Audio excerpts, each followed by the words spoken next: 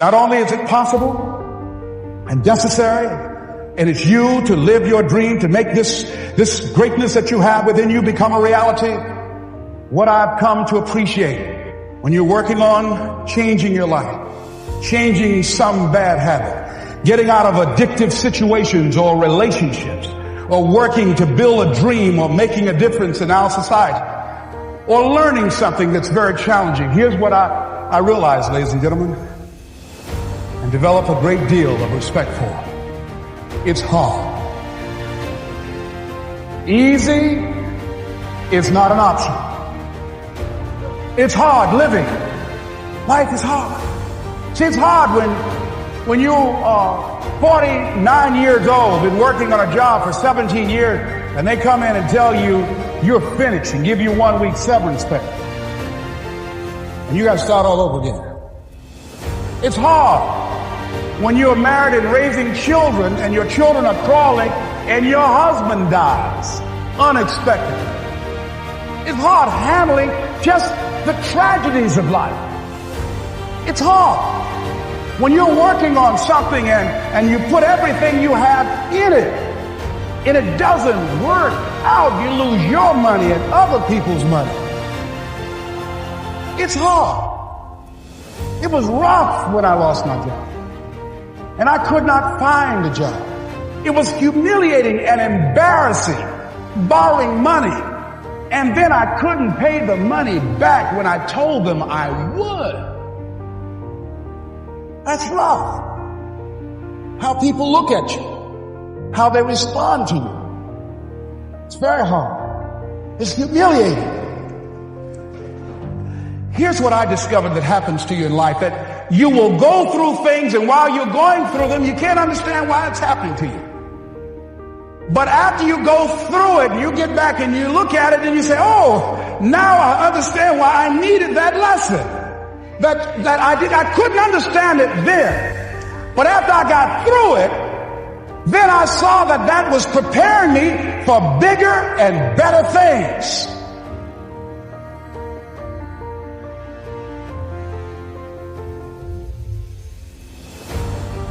That as you go through the challenges of life and you look at it and embrace whatever comes to you, don't run from it. Step toward it. Don't try and duck it like most people do. See, most people want it easy.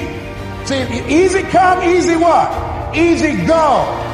See, but when you go at what you're going to deal with and you deal with the difficulties of it, when you handle those hard things close at hand, making those hard decisions right now that you don't want to make, learning those things that you don't like to do, but you know that in order for you to get where you want to go, this is one of the hoops that you have to flip through. And I'm saying to you, whatever you got to do it, because if you don't, life is going to whoop you until you surrender and say, okay, all right, I cooperate, okay, I learned, okay. They had to wear me out a long time. So if it's hard, then do it hard. Now, how do you hang in there during the hard, difficult times? Les, you must have faith. You've got to believe in yourself.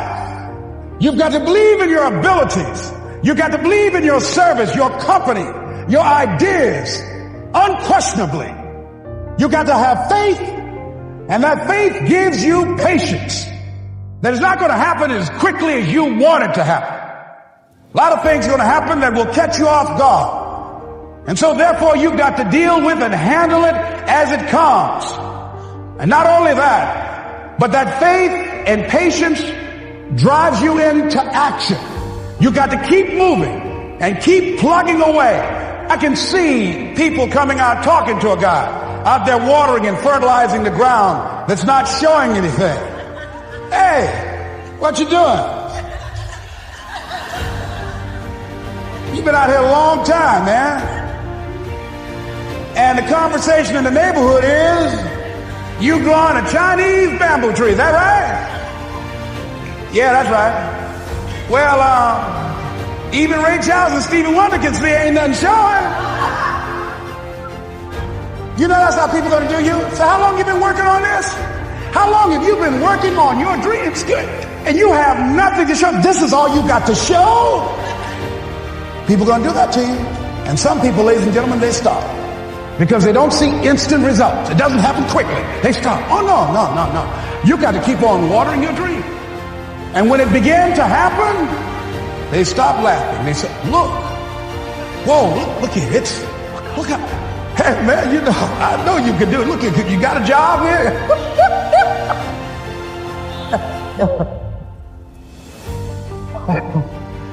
See, during those hard times, we didn't know how you're going to make payroll. During those times when you failed and things didn't work out, they were nowhere to be found. But you know what I discovered? When you're working at your dream, somebody said the harder the battle, the sweeter the victory. Oh, it's sweet to you. It's good to you. Why? See, when it's hard and there's a struggle, see, what you become in the process is more important than the dream. That's far more important. The kind of person you become, the character that you build, the courage that you develop, the faith that you're manifesting. Oh, it's something that you get up in the morning, you look yourself in the mirror, you're a different kind of person. You walk with a different kind of spirit. And people know that you know what life is, that you have embraced life. You knew it was hard, but you did it hard.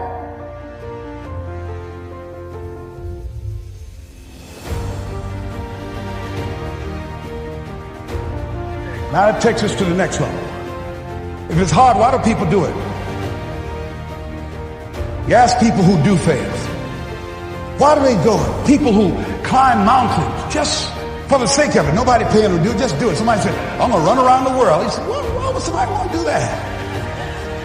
I'm going to swim the Atlantic Channel. Why? Why do people do that? I wondered, why would a Nelson Mandela give up 26 years of his life? Why do people do that? Here's what I discovered in high school. High school, I decided I wanted to go out for football. Never forget this. And I discovered why people do things. You know why, ladies and gentlemen?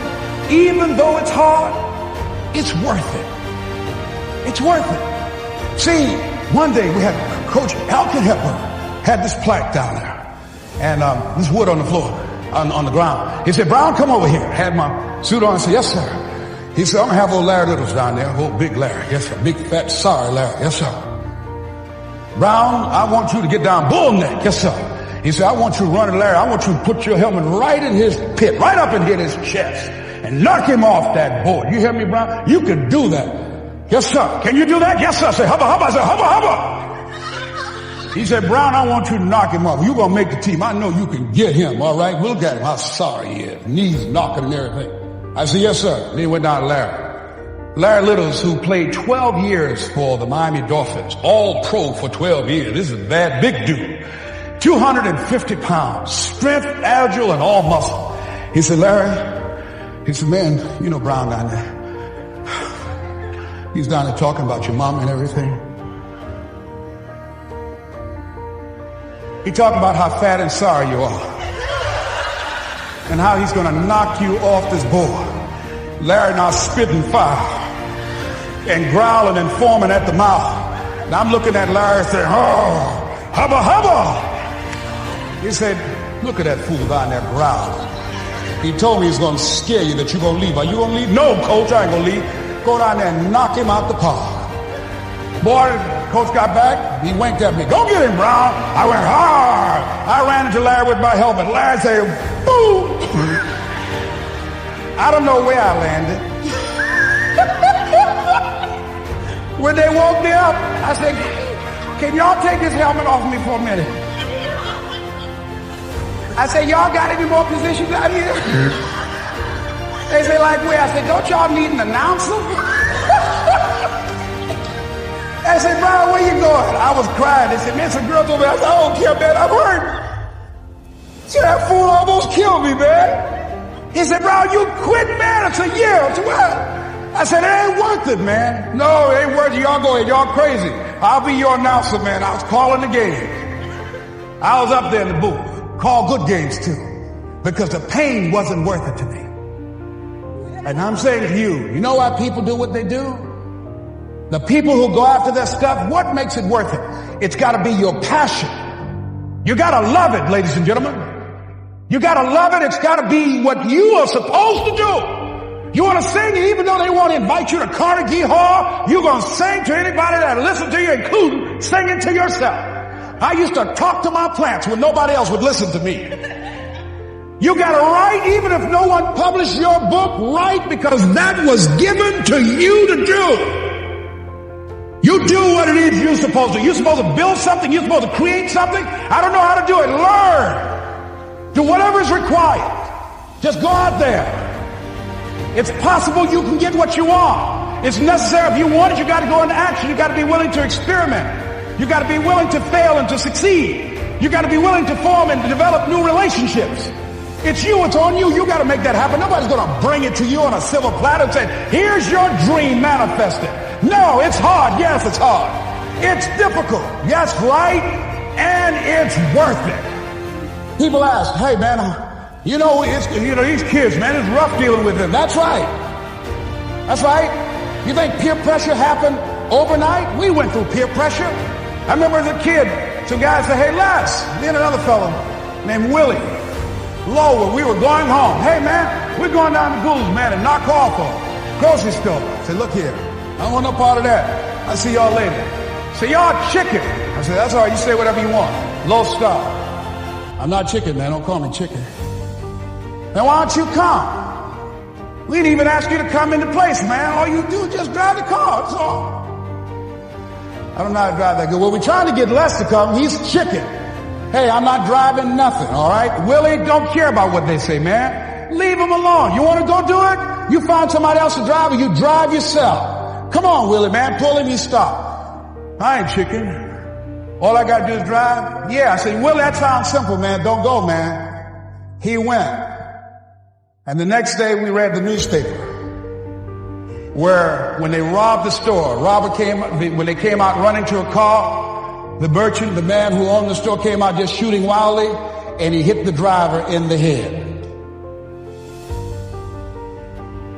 So peer pressure didn't just start in the 90s or the 80s. It's difficult. It is challenging for kids right now. And it's going to take some easy, simple methods to help bring them out of this madness, this insanity. No. Is it hard? Yes. Let's look at what we've been doing.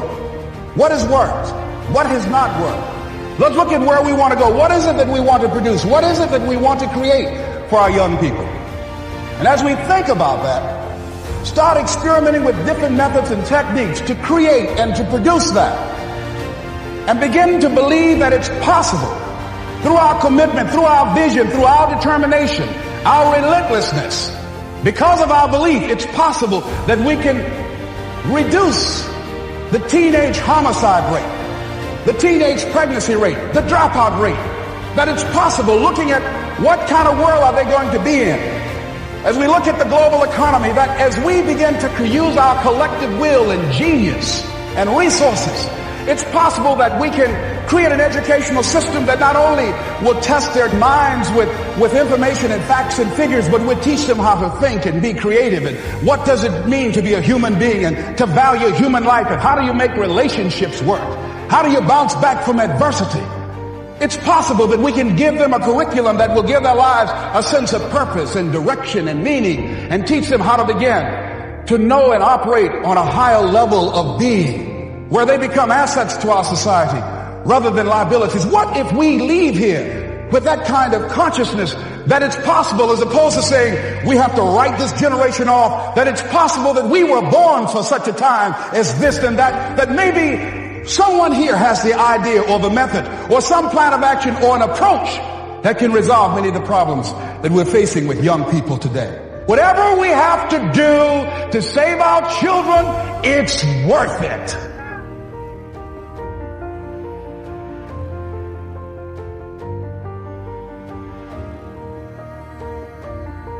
And so that brings me to the final step, that it's necessary for us to begin to look at the future and know that it's possible that we can have our dream. Yes, it is. Other people have done it, then we can do it. We fail a lot of times. Well, a lot of other folks failed, and eventually they came back and they succeeded.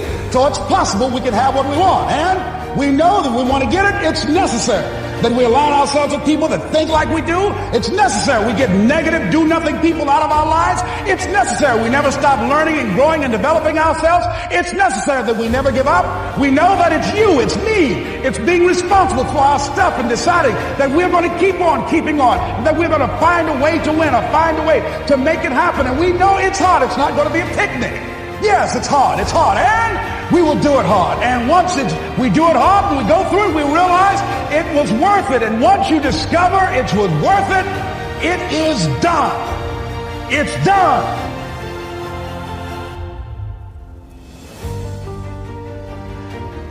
It's done, ladies and gentlemen, before it happens. Well, here's what I'm suggesting to you. That when you're working, you have a wall to break through. Let's say a friend of mine he runs a marathon, and he said, when he's running the 26-mile marathon, he said, let's say that hypothetically, that 18th mile is the wall. He said, Les, when you get there and you're running, he says, everything in you is telling you to stop, to give up. Every muscle is aching, and you're saying to yourself, I can't do it. I can't do it. And you just keep on and you keep on and you keep on. It seems like you're moving at slow motion. And then eventually when you break through that 18-mile wall, then you know it's like done and you're on automatic and you glide on in. And you know it's there. You know you're going to get to the finish line. And we've all had experiences where we were working on something and we knew it was possible. And we did those things that were necessary to bring it into reality. We took the responsibility to make it happen. Other people couldn't see it. A lot of people didn't believe it. You were attacked. You were criticized. People were opposing you, but you kept on doing it. It was hard. It was rough. It was difficult. But to you, it was worth it. And eventually you got to a level you know, can nothing stop me now. I'm on the move. I'm on the move.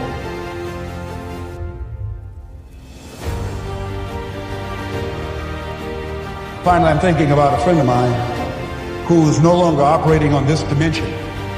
His name is Jack Boland. He had this vision of a church that would serve various types of needs for people, their supportive needs, and helping them in recovery from drugs and alcohol and whatever addictions that they might be involved in. And he was known for bringing in different kinds of speakers. And over a year ago, he was diagnosed as having cancer, and he announced to his congregation that he's going to be taking chemotherapy, and that there was a possibility that the cancer would go in remission, and he was optimistic about that. And sure enough, it did for a year. And one of the things Jack always talked about is that he wanted to have his funeral while he lived. And so he invited a few friends, Wayne Dyer and myself and a few other speakers. He didn't tell us why we were there, but once we gathered there in the church, they told us in the room that Jack is going to announce to the congregation, he's bringing his doctor up. The doctor is going to say that we felt we could keep it in remission. It's out of remission, and he doesn't have much time left. Whatever words you want to say to Jack that you would say if he had made his transition, speak those words now. Well, we were shocked and we were somewhat stunned until Jack got there. They brought him in a wheelchair, and boy, was he courageous, and he had a strong smile, and they helped him up the steps, and he sat behind the podium, and each of us got up and we said a few things about Jack and the impact that he made on our lives. And he said, the doctor, after announcing that Jack didn't have long, he says, doctor, he said, I accept what you say, but it's possible that does not have to be the case. But if it is, I will enjoy life to the very last breath I take, even the chemotherapy. I will enjoy that. And Jack did, ladies and gentlemen. And when they said that all of his vital organs were failing, they called his family and his close church staff to the hospital and said he's dying. And so they came and they all gathered in the room. And Jack at that time was unconscious. And he gained consciousness, and he looked at them and he said, with what strength he had, he said, I want to thank you all for being here. You've been a great staff to me. He looked at his sons. His daughter said, "You've been a great family." He said, "Don't feel sorry for me." He said, I'm ready to go. I'm looking forward to the next adventure." And he sat there for a little while, laid there, and he closed his eyes, and he lost consciousness. About an hour and a half later, he opened his eyes, and he looked at them, and he said, "This is embarrassing. I'm not dead yet." They were laughing through their tears. They said, "Jack, you are a character." He said, "Hey, I hate giving up this kind of control." So they predicted that Jack would die at the end of February. And then on the 2nd, they said, he won't see the light of day. He will be dead by morning. Ladies and gentlemen, Jack died on March 4th. And we believe that even in his dying, Jack sent his congregation a message that I want to give to you with his permission. March 4th is the day he died, and we believe Jack was saying, "March forward."